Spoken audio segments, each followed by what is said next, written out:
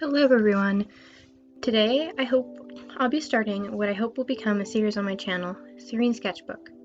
As you may have gotten a peek of, I recently drew some mushrooms.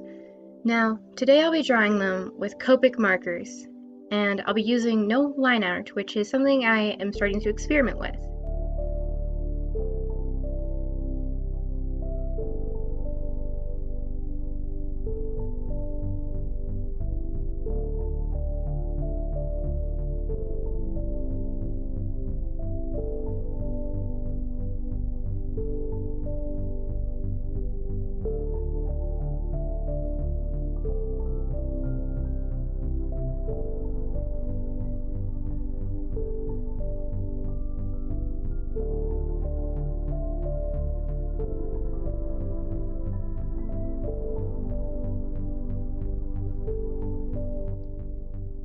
Here I'll be starting with a light pencil sketch, trying to keep it as light as possible while still being able to see the lines.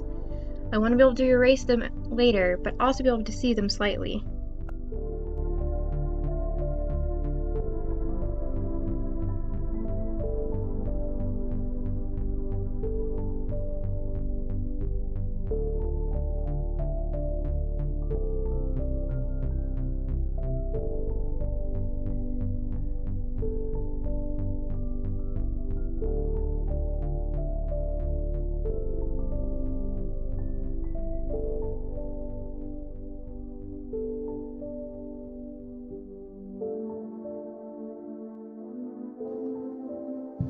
I flipped back and forth a couple times between my old drawing and the new one to see what I liked about the old one and take inspiration from it.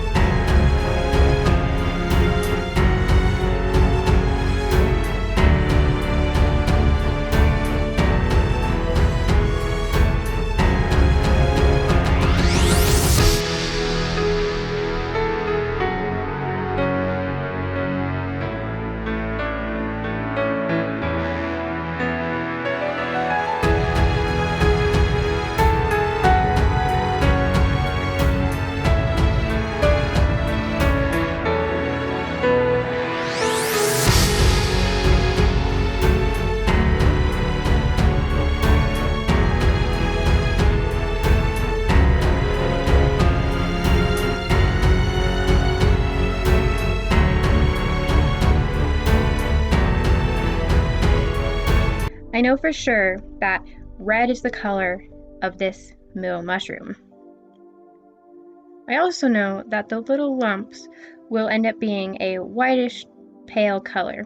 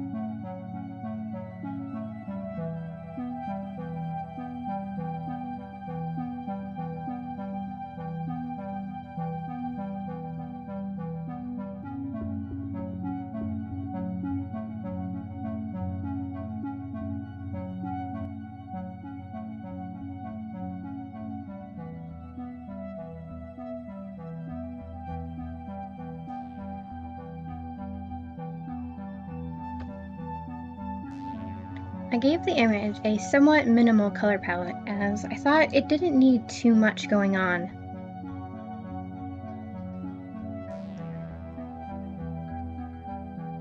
While selecting the colors, I was trying to think of what I wanted to see and how I wanted to see it.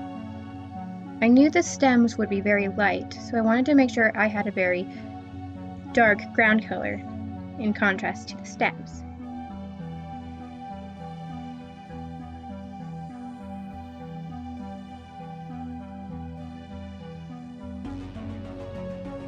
I didn't want to use green, so then my mind went to blue, as it is a cooler color similar to the way green is.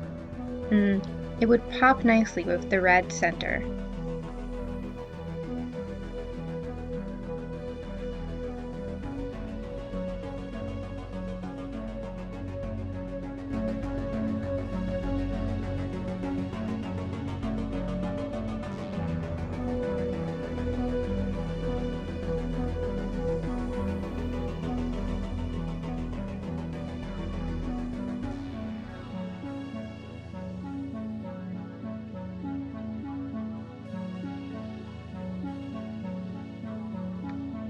If I could change something about the colors, I would have chosen a darker yet more desaturated blue, but that's what I thought would look good, and that's what I ended up using in the final composition.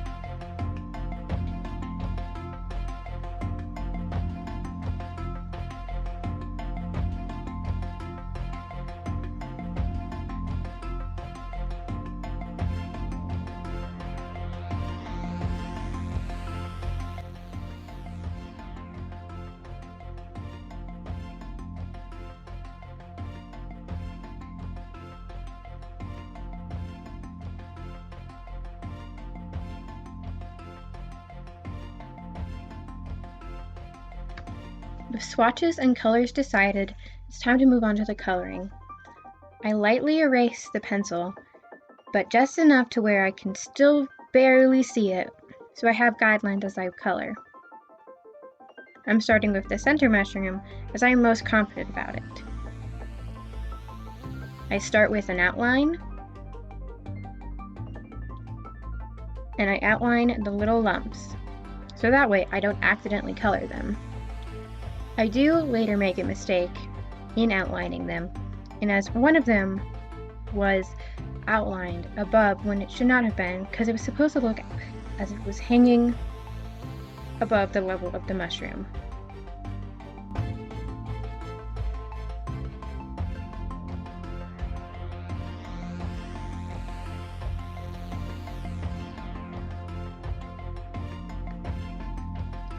Here's where that little mistake happened. I noticed it after I had finished the drawing, and for a while it did bother me, but it's kind of inevitable with art to make mistakes at some point, and it's better to make mistakes and then learn from them, as I need to watch out for my lines next time. So always learn from your mistakes, and it's okay to be frustrated by them, but try not to hold on to that frustration.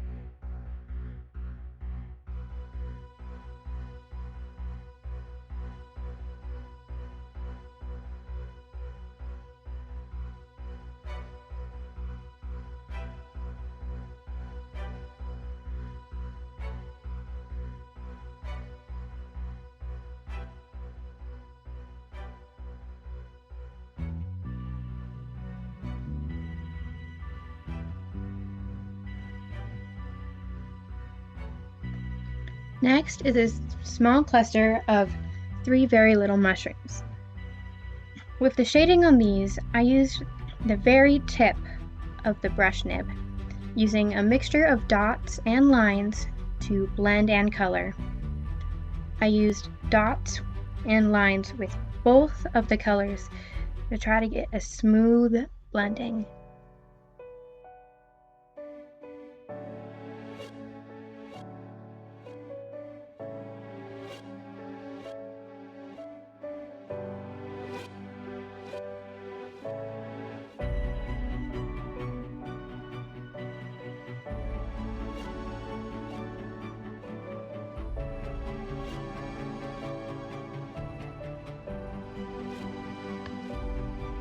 I was excited to break out the stem color once the little cluster was done. I thought being able to see the stems would help with the other mushrooms. Now, I was only using a total of 3 main colors, but then I did employ a blending technique that I think is called the nib to nib, where I touch the nib of color to another. This way I can use darker markers that don't necessarily blend quite as easily on the paper. I employ this with the mushrooms on both of the sides. I keep it pretty basic with the middle and the small cluster.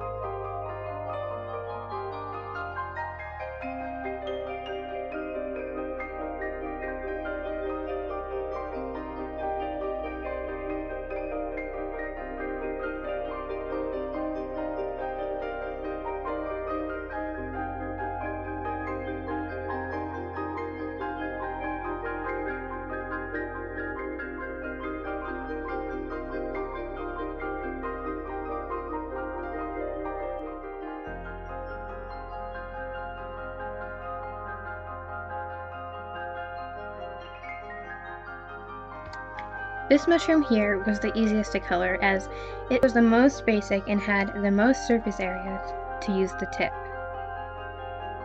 But I do still employ the outlining, so that way I don't color outside of the very faint lines.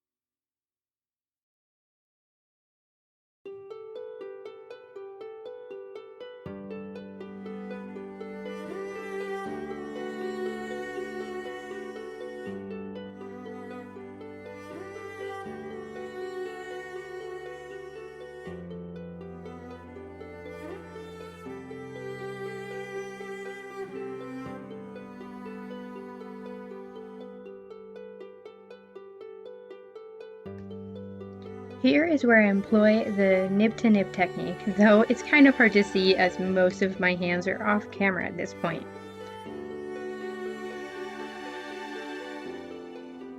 Oh look, good filming, and now it's gone.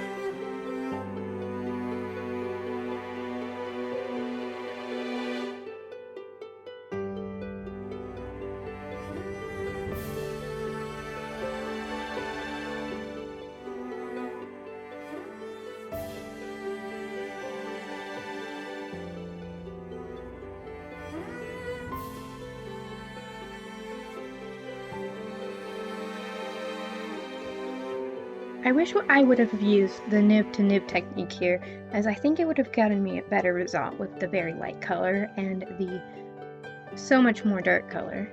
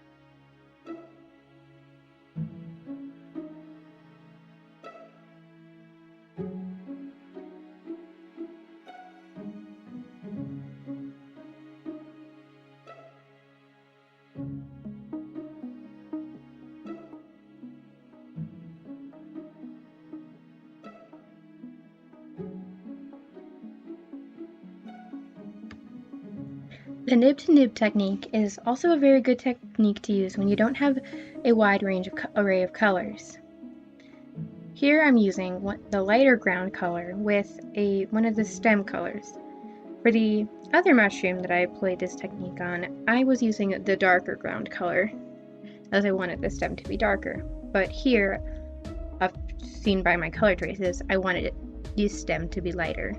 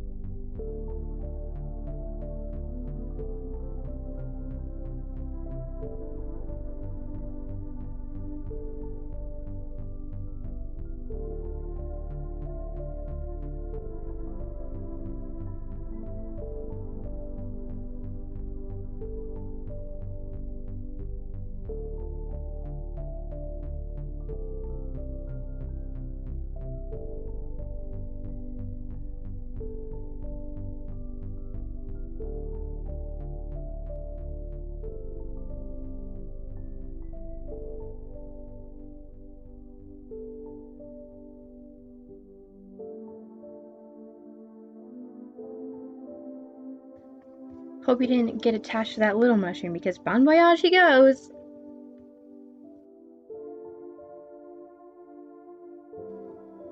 Now, for the ground, I wanted to get a rougher appearance. For this, I used the opposite end of the marker, which is a chisel tip. I don't use the chisel tip very often, but here is a good use of it, as it implies this very sketch.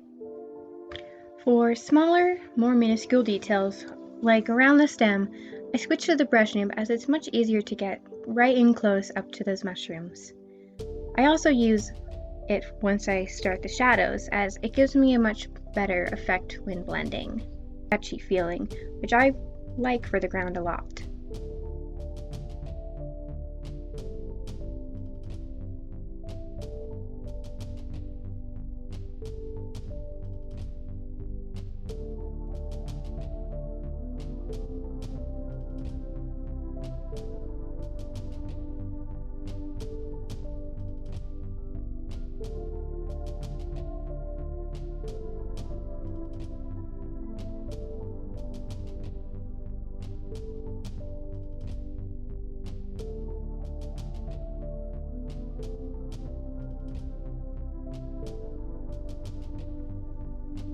And here comes my favorite part, signing the work. I always get really excited when I get to this phase, because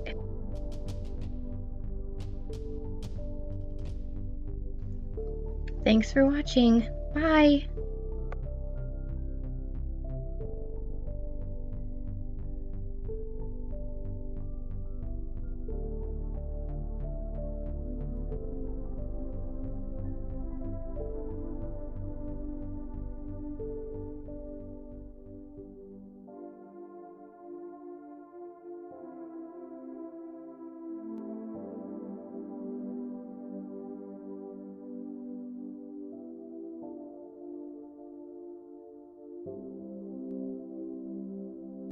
Thanks for watching. Bye!